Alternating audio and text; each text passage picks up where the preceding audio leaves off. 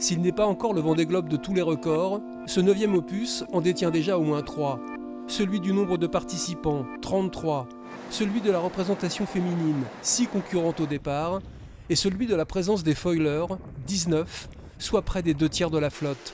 Un escadron au sein duquel on retrouve les grands favoris de l'épreuve, tous à la barre de bateaux de dernière génération et qui nous promettent une régate extraordinaire. Les écarts vont se faire et se défaire, les bateaux sont beaucoup plus rapides et donc voilà, il va falloir être capable de mettre du charbon pendant quasiment 3 mois. Et j'y vais pour ça aussi, quoi, pour la régate, quoi, pour la régate planétaire. Enfin, je me prépare en tout cas pour être dans la position d'aller chercher cette victoire. On sait aujourd'hui qu'on a une belle machine, quoi. On a un vrai bateau pour jouer devant. Ça ne sera pas la faute du bateau, quoi. Ça, j'aime bien. La victoire d'un concurrent étranger constituerait une première dans l'histoire du Vendée Globe. Sur cette édition, la probabilité n'a jamais été aussi forte.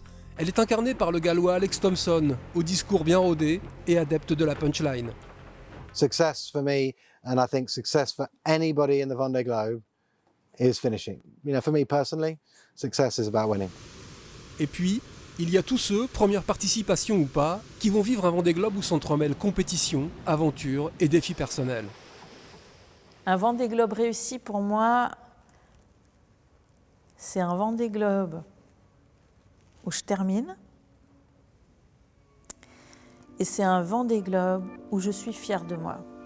Demain 8 novembre, la ferveur ne sera malheureusement pas au rendez-vous, mais le chemin menant vers la ligne de départ laissera toujours entrevoir de beaux horizons.